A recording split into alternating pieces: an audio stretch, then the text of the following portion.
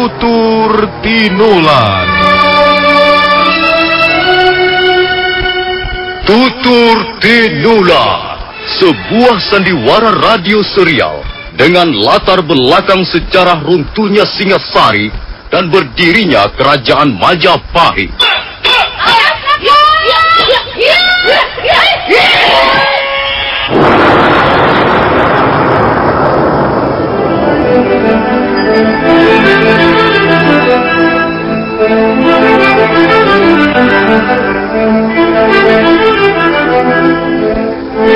Naskah ditulis dan diolah oleh S. Tijab. Hiasan musik dan sutradara C. Ispriyonoka. Kali ini mengetengahkan episode ke-20 dengan judul Golek Kayu Mandana.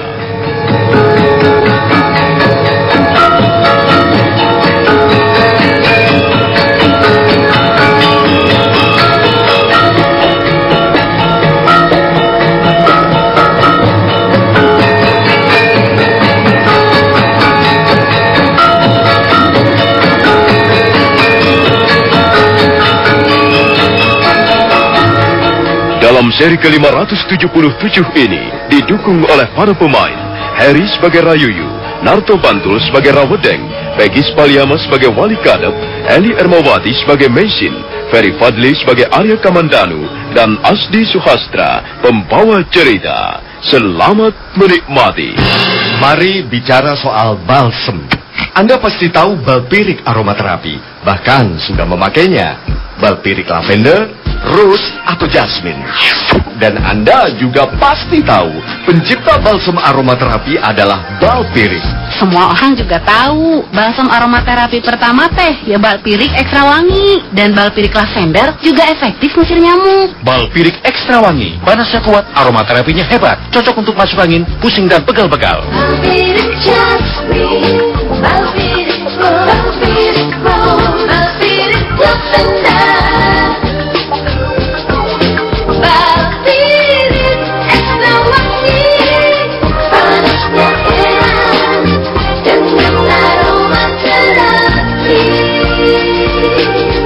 Aromaterapinya asli loh.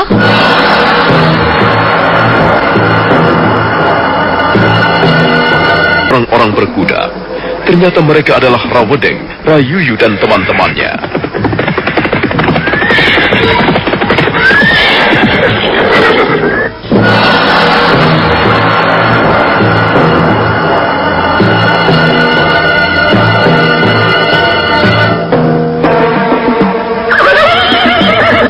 Hei, kau, kemari cepat.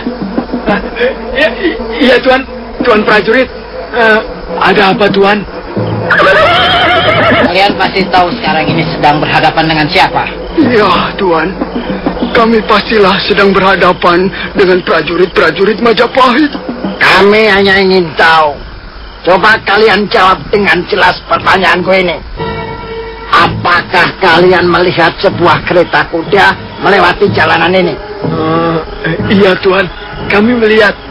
Baru saja kereta kuda itu melewati jalanan ini. Kau jangan berdusta pada kami. Oh, tidak, Tuan. Sungguh, kami melihatnya. Kereta kuda itu memang baru saja melewati jalanan ini. Seorang laki-laki setengah tua duduk sebagai kusirnya. Kemudian, di belakang, duduk seorang wanita cantik. Apa kereta kuda itu berhenti di sini? Iya, Tuan. Kereta itu berhenti sebentar. Kemudian, kusir keretanya turun dan membagi-bagikan uang kepeng kepada kami. Apa? Membagi-bagikan uang kepeng? Iya, Tuan. Dongengan macam apa itu? Kau jangan mempermainkan kami. Kami tidak senang mendengar cerita seperti itu. Oh, benar, Tuan. Memang begitulah kenyataannya. Wanita itu membagi-bagikan uang kepeng atas nama pemerintah Majapahit, Tuan. Tutup mulutmu. Kau tidak pantas menyebut-nyebut pemerintah Majapahit. Kamilah pemerintah Majapahit itu. Dan kami tidak pernah membagi-bagikan uang seperti itu. Apakah Majapahit ini sudah kaya raya? Sehingga uang kepeng dibagi-bagikan seperti itu? Jangan membual di depan kami. Kami tidak akan percaya. Kalian tidak perlu percaya pada orang-orang seperti itu. Sekarang ini banyak sekali orang-orang liar berusaha mencari muka di tengah-tengah rakyat dengan menggunakan kewibawaan pemerintah Majapahit. Sudahlah Rayuyu, ayo kita susul mereka. Oh, maaf tuan-tuan prajurit. Apa maksud tuan-tuan prajurit menyusul kereta kuda itu? Itu bukan urusanmu. Kau tidak perlu tahu apa yang kami lakukan. Ingat, kalau kalian berani membohongi kami pasti akan kembali lagi kemari. Dan kalian semua akan dijatuhi hukuman berat atas nama pemerintah Majapahit.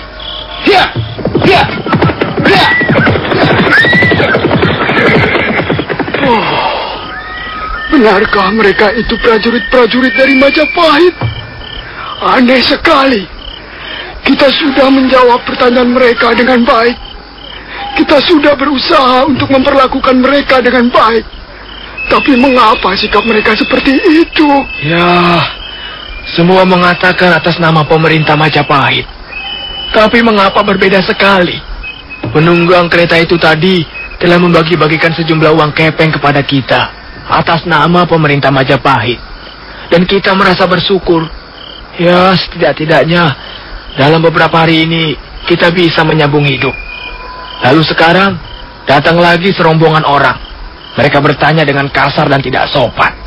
Bahkan salah seorang telah menampar mukaku.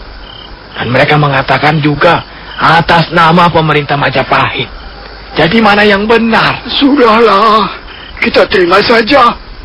Mungkin memang pemerintah Majapahit ada banyak ragamnya. Ada yang bagus, ada yang jelek. Ada yang kasar, ada yang sopan. Ada yang senang membagi-bagikan uang. Tapi sebaliknya, ada juga yang senang memukul orang. Sudahlah, ayo kita pulang.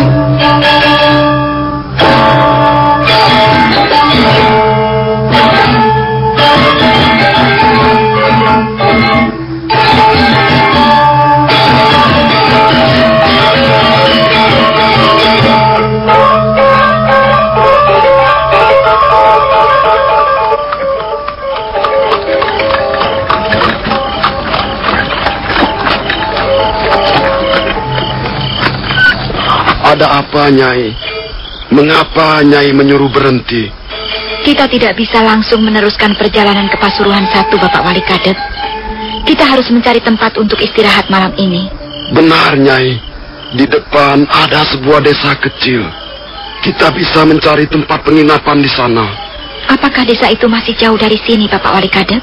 Ya, tidak berapa jauh, Nyai. Jaraknya kurang lebih 10 pal dari sini. Kalau begitu, ayolah, kita teruskan perjalanan. Mungkin di desa kecil itu ada tempat yang cukup layak untuk kita pergunakan istirahat. Ayo, Bapak Wali Kadep. Baik, Nyai. Baru saja Wali Kadep menarik tali kekang kudanya, dan baru saja roda-roda gerobak bergerak maju, ketika mendadak terdengar rombongan orang-orang berkuda mendekat.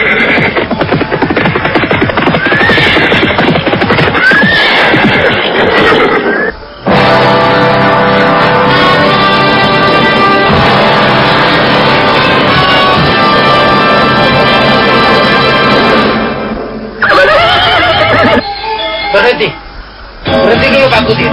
Oh, siapakah tuan-tuan ini? Mengapa tuan-tuan mengadang perjalanan kami? Kami mengemban tugas dari pemerintah Majapahit. Oh ya, rupanya kami sedang berhadapan dengan prajurit-prajurit Majapahit. Oh, maaf. Lalu, apa yang dapat kami lakukan untuk tuan-tuan prajurit? Aku tidak mempunyai urusan denganmu, Pak Kusir. Aku akan menemui majikanmu yang duduk di belakang kereta kudamu itu. Ayo, yuk. Baiklah, Wedeng. Ma, bukankah kau yang bernama Nyai Paricara? Benar, akulah Nyai Paricara. Ada apa? Kami mengemban tugas dari Gusti Ramapati. Rupanya kalian adalah prajurit-prajurit tangan kanan Gusti Ramapati. Kalian mendapat tugas apa dari junjungan kalian? Maaf, Nyai Paricara. Kami hanya ditugaskan untuk menanyakan sekali lagi kepada Nyai Paricara. Menanyakan soal apa? Soal lamaran Gusti Ramapati. Kukira soal lamaran itu sudah selesai. Aku sudah menjawab langsung di hadapan Gusti Ramapati. Aku sudah memberikan keputusan yang tegas, dan aku tidak akan merubah keputusanku itu. Nyai Paricara, kalau kau berani menolak lamaran Gusti Ramapati, itu berarti kau merendahkan derajat pemerintah Majapahit. Kalian jangan salah paham. Aku sama sekali tidak mempunyai maksud seperti itu. Kalau aku menolak lamaran Gusti Ramapati, itu hanya karena aku merasa kurang pantas untuk menjadi pendamping beliau. Beliau adalah seorang pembesar kerajaan, sedangkan aku hanyalah wanita biasa. Itu tidak menjadi soal. Bukankah Gusti Ramapati yang menginginkannya? Kau tinggal menurut saja, Nyai. Dan kukira adalah sikap yang bodoh jika kau sampai berani menolak lamaran beliau itu. Benar. Kau bisa hidup senang dan bahagia jika menjadi istri Gusti Ramapati. Kau tidak akan kekurangan apa-apa. Kau bisa berpakaian bagus, bisa mendapat rumah yang mewah, dan makanan yang lezat-lezat. Gusti Ramapati akan memanjakanmu. Sudahlah. Aku tidak perlu berpanjang lebar. Aku sudah menyelesaikan persoalan ini dengan Gusti Ramapati secara pribadi. Nah, lebih baik kalian segera kembali, dan aku akan meneruskan perjalanan ke Pasuruan 1. Nyai Paricara, coba pikir sekali lagi. Aku sudah berpikir 100 kali. Aku tidak mau lagi bicara soal ini. Sampaikan saja kepada Gusti Ramapati bahwa Nyai Paricara tidak akan merubah keputusannya. Ayo Bapak Wali Kadep. Baik, Nyai. Tunggu. Kalian tidak bisa berlaku seperti ini kepada kami. Hai, Nyai Paricara. Kau tidak kami izinkan meneruskan perjalanan ke desa Pasuruan 1. Kau harus kembali ke Majapahit bersama kami. Itulah tugas yang diberikan oleh Gusti Ramapati. Jadi kalian bermaksud memaksaku? Begini, Nyai Paricara. Sebenarnya kami tidak ingin melakukan tindak kekerasan. Tapi ya, mau apa lagi? Kalau memang Nyai tidak mau merubah keputusan itu dan tetap ingin meneruskan perjalanan ke Pasuruan 1, maka kami terpaksa menempuh jalan yang sebenarnya tidak kami senangi. Kami terpaksa membawa Nyai Paricara ke Majapahit dengan jalan kekerasan. Kurang ajar. Kalian ini sebagai prajurit-prajurit Majapahit tidak boleh memberikan contoh-contoh yang tidak baik. Memaksa orang itu kan tidak baik. Hei, Pak Kusir, kau tidak perlu bicara. Kalau kau masih ikut-ikutan bicara, mulutmu akan kuremas-remas. Aku benar-benar tidak percaya bahwa ada sekelompok prajurit Majapahit mempunyai kelakuan seperti seekor monyet. Kurang ajar. Kusir tua yang tidak tahu diri. Iya. Cukup. Cukup Bapak Wali Kadep. Biarlah persoalan ini aku selesaikan sendiri. Bapak Wali Kadep tidak perlu terlibat di dalamnya. Nah, sekarang apa yang akan kalian lakukan terhadapku? Itu tergantung bagaimana sikapmu, Nyai. Kalau Nyai bersikap lunak dan menurut saja kami bawa ke Majapahit, maka kami pun akan bersikap ramah dan sopan kepadamu. Tapi sebaliknya, kalau Nyai tetap bertahan pada pendirian yang tolol itu dan melawan kami, maka kami pun tidak segan-segan melakukan kekerasan. Kalau begitu sayang sekali. Ini sudah menjadi sifatku.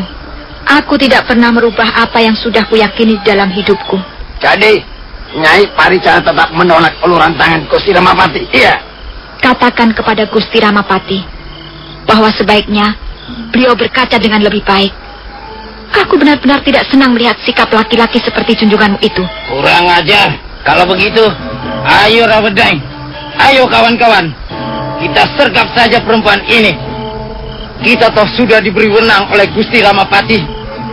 Kalau dia terus mengadakan perlawanan, kita bahkan diizinkan untuk membinasakannya. Ayo kawan-kawan, kita sergap dia, kita ringkus dia, dan kita seret dia kembali ke Majapahit. Mari bicara soal balsem. Anda pasti tahu balpirik aromaterapi, bahkan sudah memakainya. Balpirik lavender, rose, atau jasmine. Dan Anda juga pasti tahu pencipta balsem aromaterapi adalah balpirik. Semua orang juga tahu balsam aromaterapi pertama teh ya balpirik ekstra wangi, dan balpirik lavender juga efektif ngusir nyamuk. Balpirik ekstra wangi, panasnya kuat, aromaterapinya hebat, cocok untuk masuk angin, pusing dan pegal-pegal. Balpirik jasmine, balpirik rose, balpirik rose, balpirik lavender. Balpirik ekstra wangi, panasnya heran dengan aromaterapi. Aromaterapinya asli loh.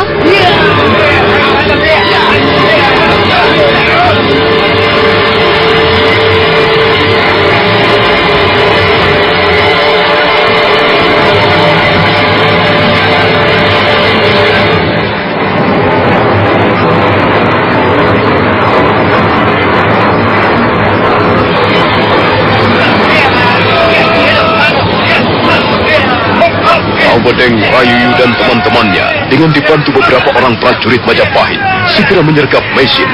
Dengan aji kabekjan, Mesin selalu dapat meloloskan dirinya. Sementara itu, Wali Kadep tidak mau tinggal diam. Melihat junjungannya dikeroyok, dia segera turun ke gelanggang. Rawedeng merasa sangat geram. Setiap kali dia menyerbu ke arah Mesin, wanita itu selalu dapat menghindar dengan manis. Tiba-tiba sebuah bayangan berkelebat ringan. Bayangan itu melayang dari dahan pohon yang satu ke dahan yang lain. Dan pada saat berikutnya, bayangan itu menghambur turun. Dan beberapa orang prajurit terjungkal roboh.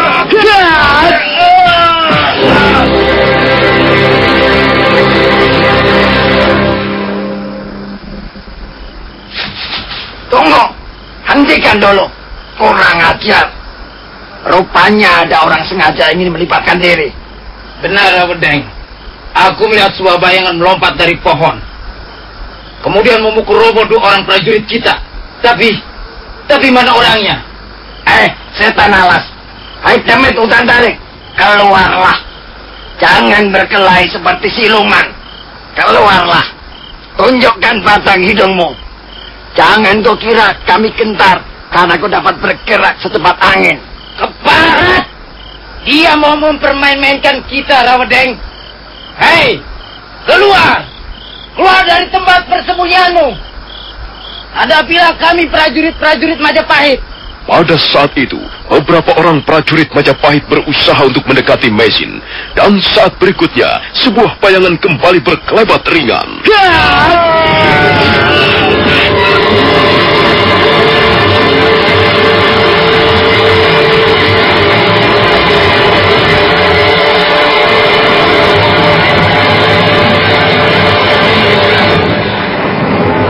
Setan jahanam, jangan mempermainkan kami.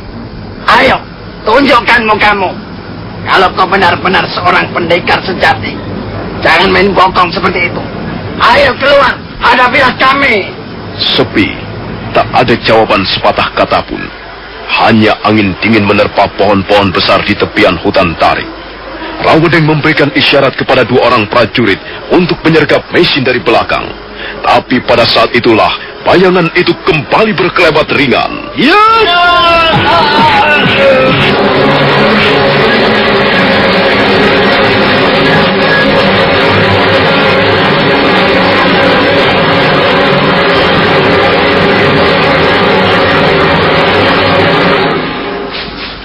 Celaka, Rawedeng.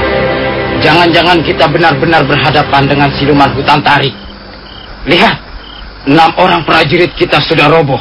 Apakah mereka semua binasa, Rayuyu? Apakah mereka masih hidup ataukah sudah mati? Nampaknya mereka masih hidup. Mereka hanya terluka dalam. Setan malas. Mengapa malah kita menjadi permainan seperti ini? Keluar, hai jahanam. Kami tidak biasa berkelahi dengan cara seperti ini. Keluar dan tunjukkan wajahmu. Ayo, kita bertarung sebagai laki-laki. Oh, lihat Rawedeng. Lihat, Ada bayangan melompat-lompat di atas dahan pohon. Lihat. Oh, dia menuju kemari. Dia terbang kemari.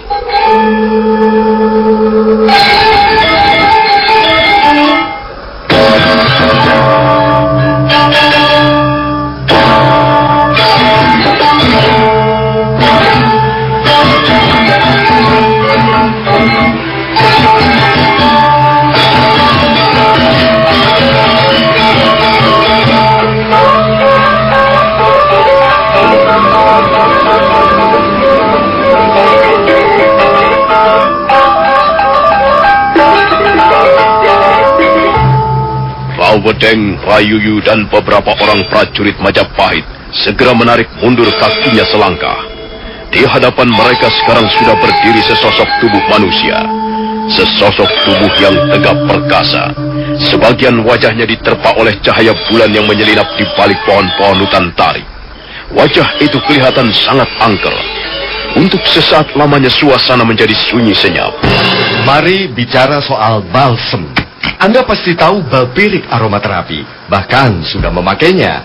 Balpirik lavender, rose, atau jasmine. Dan Anda juga pasti tahu pencipta balsem aromaterapi adalah balpirik.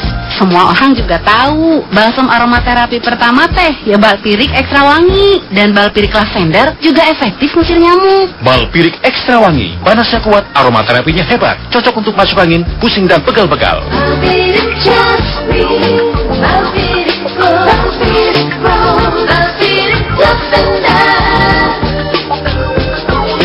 Balpirik ekstra wangi, panasnya heran dengan aromaterapi. Aromaterapinya asli loh. Mitra Karimata, Anda masih menyimak serial Sandiwara Radio Tutur Tinular di 1033 Karimata, Kebanggaan Madura.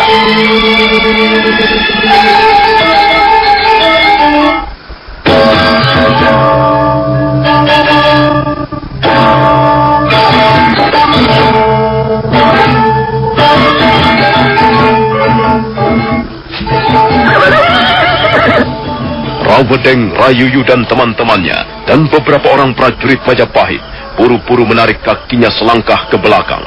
Mereka bersiaga dengan senjatanya masing-masing. Suasana menjadi sunyi senyap, dan seorang laki-laki berdiri dengan tegar perkasa. Sebagian wajahnya diterpa cahaya bulan. Sementara itu Mesin dan Wali Kadep tidak ingin kehilangan kewaspadaan. Mereka tetap bersiap siaga menghadapi segala kemungkinan. Bagus. Akhirnya aku muncul juga untuk menunjukkan batang hidungmu. Kau telah membuat hati kami tidak senang, hai pendekar bicisan. Aku datang kemari memang tidak untuk membuat hati kalian menjadi senang. Bahkan akulah yang lebih dulu tidak senang melihat kelakuan-kelakuan prajurit Majapahit seperti kalian. Lancang sekali mulutmu.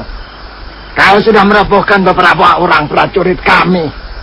Dan sekarang kau berani berkata lancang di hadapan kami. Kalau kalian masih belum puas, aku sanggup merobohkan sisa-sisanya. Kurang ajar. Kupatahkan batang lehermu. Sabar Rayuyu. Tenanglah. Kami belum mengenal siapa dirimu. Kau tiba-tiba saja muncul bagaikan siluman. Dan kau telah mengganggu ketenangan kami. Kau telah mengobrak-abrik seluruh rencana kami. Apa maksudmu? Akulah yang seharusnya bertanya kepadamu, Rawedeng. Kurang ajar. Siapa kau ini sebenarnya? Malam memang cukup gelap untuk mengenali wajah seseorang yang mungkin sudah kalian kenal dengan baik. Tapi jangan khawatir, Rawedeng. Juga kau tidak perlu khawatir, Rayuyu. Mungkin kau tidak dapat mengenali wajahku. Tapi barangkali kau dapat mengenali benda apakah ini.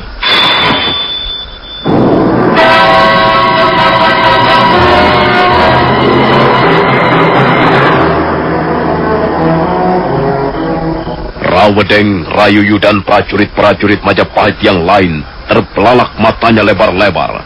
Serentak mereka mundur beberapa langkah. Tapi bukan hanya mereka yang terkejut. Mesin pun tidak kurang terkejutnya. Diam-diam hatinya menjadi berdebar-debar melihat benda yang sekarang berada di tangan laki-laki tegap perkasa. Seorang laki-laki yang tak lain adalah Arya Kamandanu. Nah, Rawedeng, dan kau Rayuyu, dan kalian prajurit-prajurit Majapahit yang lain. Sekarang kalian pasti dapat mengenali siapa diriku. Rupanya kami sedang berhadapan dengan Tuan Kamandano. Oh, Tuan Kamandano. Maafkan kami, Tuan Kamandano. Kami benar-benar tidak dapat mengenali diri Tuan. Untung aku segera tiba di tempat ini. Sebab kalau tidak, kalian semuanya pasti sudah akan melakukan perbuatan yang tercela atas nama pemerintah Majapahit. Bukankah demikian, Rawedeng? Rayuyu? Oh, maaf, Tuan Kamandano. Kami hanyalah mengemban tugas dari Gusti Ramapati. Tugas apa? Kami disuruh membawa wanita itu kembali ke Majapahit. Mengapa wanita itu harus dibawa kembali ke Majapahit? Tuan, Gusti Ramapati menginginkan wanita itu. Beliau bermaksud mengambilnya menjadi istri. Tapi nampaknya wanita itu cukup tidak tahu diri juga. Dia telah menolak lamaran Gusti Ramapati. Itulah sebabnya kami ditugaskan untuk membawanya kembali ke Majapahit. Apakah perbuatan seperti itu dapat digolongkan perbuatan yang terpuji? Tidak seharusnya Paman Ramapati melakukannya. Tapi Tuan, apa salahnya kalau Gusti Ramapati bermaksud mengambil wanita itu menjadi istri Tuan? Memang tidak ada salahnya. Tapi mengapa harus menggunakan jalan kekerasan? Mengapa harus menggunakan cara culik-menculik seperti ini? Aku benar-benar kecewa. Kalian adalah juga prajurit-prajurit Majapahit. Kalian adalah rekan seperjuanganku. Seharusnya kalian dapat memberikan contoh-contoh yang baik. Dan bukan menggunakan wewenang atau kekuasaan untuk merebut hak-hak orang lain. Aku benar-benar telah kecewa. Maaf, Tuan Kamandano. Kami mengaku bersalah. Tapi bagaimana lagi? Kami ini hanyalah para bawahan. Kami toh harus melaksanakan tugas-tugas dari atasan kami. Betapapun beratnya tugas itu. Benar, Tuan Kamandano. Jika kami tidak dapat membawa wanita itu kembali ke Majapahit, maka kamilah yang akan bertanggung jawab. Kamilah yang akan mendapat hukuman berat dari Gusti Ramapati, Tuan Kamandano. Dengar, Rawedeng, dan kau Rayuyu, dan kalian semuanya. Jika Paman Ramapati marah, biarlah aku yang akan menyelesaikannya. Kalian tidak perlu ikut campur urusan ini. Sekarang sebaiknya kalian segera kembali ke Majapahit. Dan biarkan wanita itu pergi kemana sesuka hatinya. Kalian tidak berhak melarang dia pergi. Kalian tidak mempunyai hak untuk membawanya kembali ke Majapahit. Ayo Rawedeng, Rayuyu, cepat kembalilah ke Majapahit. Dan katakan kepada Paman Ramapati, jika beliau masih tetap penasaran, maka akulah yang akan membongkar rencana rahasia ini. Sebaliknya jika beliau bersikap lebih lunak dan mau mengakui kesalahannya, maka aku akan menutup rahasia ini. Aku hanya tidak senang Majapahit dikotori oleh perbuatan orang-orang yang tidak bertanggung jawab. Cepat Rawedeng, Rayuyu, dan kalian semuanya, cepat tinggalkan tempat ini.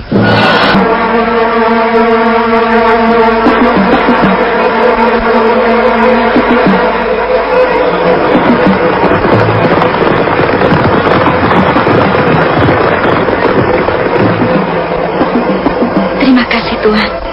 Terima kasih atas pertolongan Tuhan. Maafkan kelakuan mereka itu tadi. Aku sangat menyayangkannya. Tidak seharusnya prajurit-prajurit Majapahit berlaku seperti itu. Sudahlah Tuhan. Yang penting mereka sudah kembali dan tidak akan mengganggu kami lagi. Maaf Tuhan, kami harus segera pergi. Tunggu dulu. Ada sedikit hal yang ingin kubicarakan denganmu. Soal apa Tuhan? Kau pastilah sudah mengenal diriku sekarang ini. Kau pasti sudah tahu siapa diriku, bukan?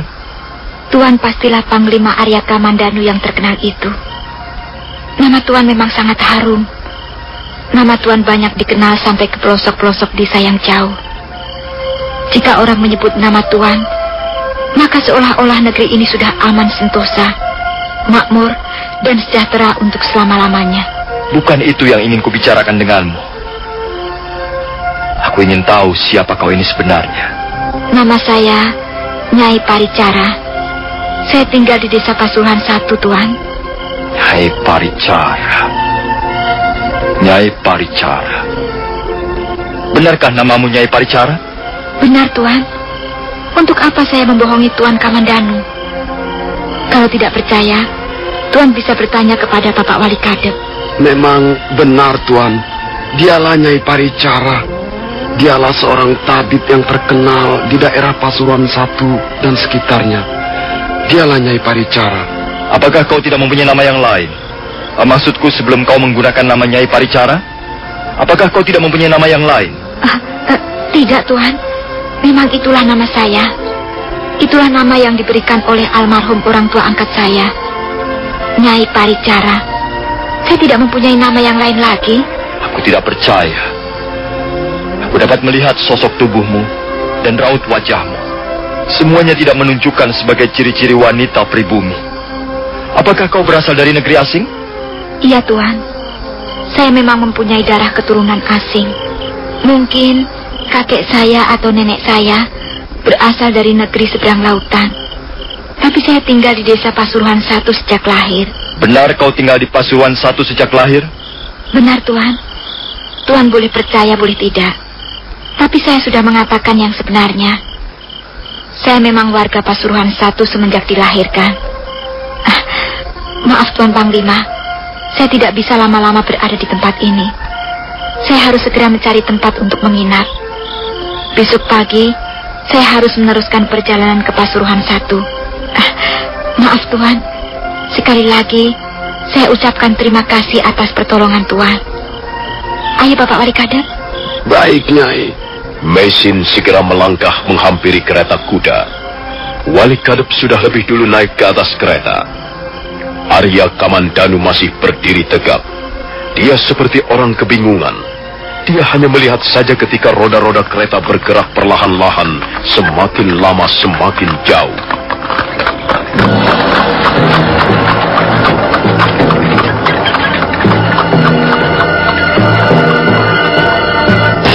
Mari bicara soal balsem. Anda pasti tahu balpirik aromaterapi, bahkan sudah memakainya.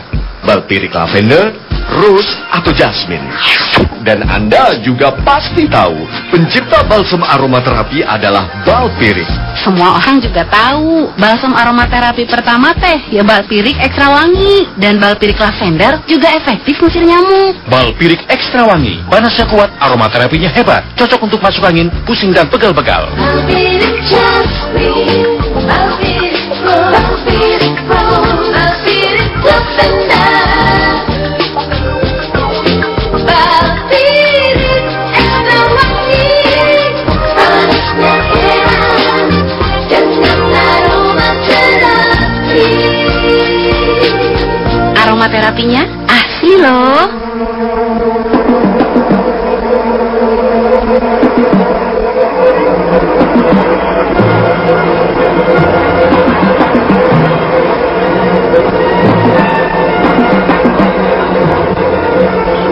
Arya Kamandanu masih berdiri tegak di tempat semula. Sementara kereta kuda yang ditumpangi mesin sudah semakin menjauh. Kereta itu sudah lenyap di balik tikungan, di balik bayangan-bayangan pohon yang ditaburi cahaya bulan. Tiba-tiba Arya Kamandanu tersentak. Dia seperti baru saja terjaga dari lamunannya. Nyai Paricara. Aku tidak percaya bahwa dia bernama Nyai Paricara. Aku masih dapat mengenali suaranya. Suara itu dulu pernah mewarnai kehidupan masa laluku. Suara mesin. Suara yang begitu lembut. Ya, mesin. Dia pastilah mesin. Aku harus dapat mengorek keterangan dari mulutnya. Dia tidak boleh terus-menerus bersembunyi di balik rahasia pribadinya. Aku harus dapat memaksa dia untuk mengakui siapa dirinya yang sesungguhnya. Mesin. Dia pastilah mesin.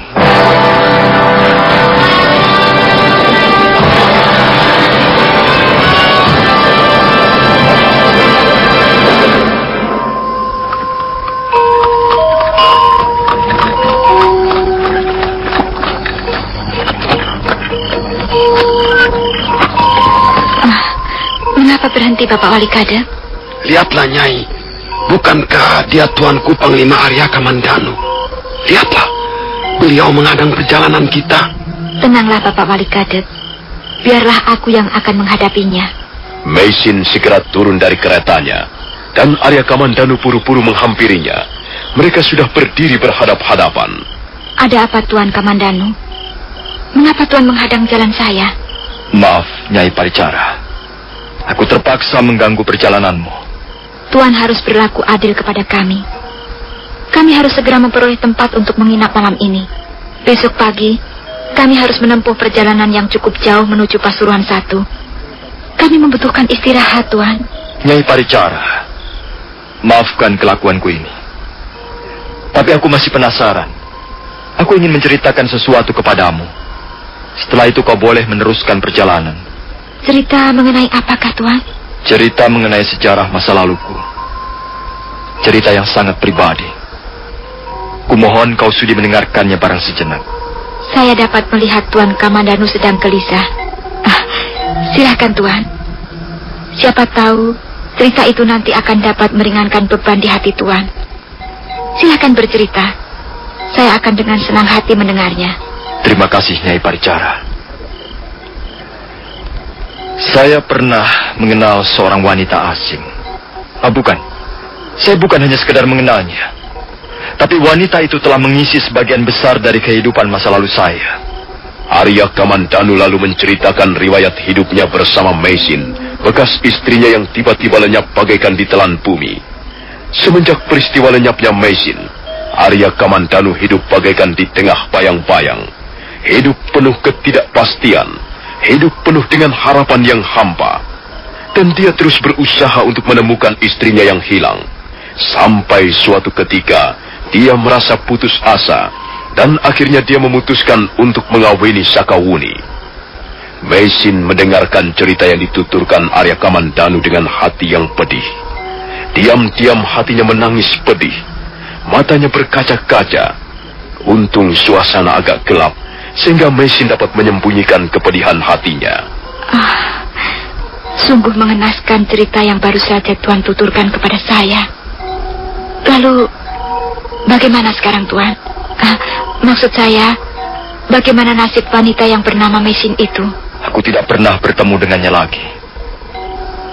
Dulu aku pernah menemui seorang wanita di pantai Tuban. Nampaknya dia juga seorang wanita keturunan asing. Aku yakin dialah Meisin. Lalu, bagaimana, Tuan? Apa yang Tuan lakukan terhadap wanita itu? Entahlah. Aku merasa malu sekali kepada Sakawuni. Mungkin juga dia Meisin, tapi mungkin juga bukan. Ya, memang seringkali kita bertemu dengan wajah-wajah yang mirip dengan sahabat-sahabat kita. Hal itu sudah biasa terjadi, Tuan. Kalau boleh saya memberikan sedikit nasihat kepada Tuan, hendaknya Tuan bersabar. Sekarang Tuan sudah mempunyai seorang istri. Istri adalah belahan jiwa. Istri adalah sahabat, kekasih, orang kepada siapa kita berjuang bersama-sama menegakkan sebuah cita-cita. Tuan harus menghormati istri Tuan. Dan Tuan juga harus menaruh rasa cinta kepada istri Tuan. Sebaiknya Tuan melupakan saja wanita yang bernama Meisin. Ya, mungkin saja dia sekarang ini sudah kembali ke negeri leluhurnya. Atau mungkin saja sekarang dia sudah menemukan pasangan hidupnya. Nasib memang tidak bisa diduga, Tuan. Nasib selalu membuntuti kita siang dan malam. Tapi kita tidak pernah tahu apa maksudnya. Nyai Paricara, aku masih dapat mengenali dengan baik suara bekas istriku itu. Rasa-rasanya suara itu masih terngiang-ngiang di telingaku. Dan suara itu mirip sekali dengan suaramu. Ya, memang seringkali 2 atau 3 orang mempunyai suara yang mirip. Di samping itu, seringkali wajah seseorang mirip sekali dengan orang yang lain. Tidak, Nyai Paricara. Batinku berkata bahwa kau sebenarnya bukanlah Nyai Paricara. Aku mencurigaimu. Kau pasti mempunyai sesuatu yang kau sembunyikan. Apa maksud Tuan? Mengapa Tuan harus mencurigai saya? Katakan terus terang, Nyai Paricara. Siapa namamu yang sebenarnya? Tuan ini bagaimana? Saya jadi tidak mengerti. Saya adalah Nyai Paricara. Benar, Tuan. Dia bernama Nyai Paricara. Semua orang di desa Pasuruan 1 dan sekitarnya mengenal dengan baik siapa itu Nyai Paricara. Aku tidak bisa percaya. Kau pastilah mesin. Tuan, saya harap Tuan jangan membuat perkara baru dengan saya. Baru saja Tuan dapat menyelamatkan saya dari ancaman prajurit-prajurit Majapahit. Dan untuk itu, saya mengucapkan banyak-banyak terima kasih. Sayang sekali kalau rasa kekaguman saya atas diri pribadi Tuan Kamandanu menjadi pudar. Sudahlah Tuan, hari sudah cukup malam. Kami harus segera memperoleh tempat untuk menginap. Ayo Bapak Wali Kadep. Mari, Nyai. Tuan Kamandanu, Tuan harus percaya bahwa dia inilah Nyai Paricara. Dia bukanlah mesin.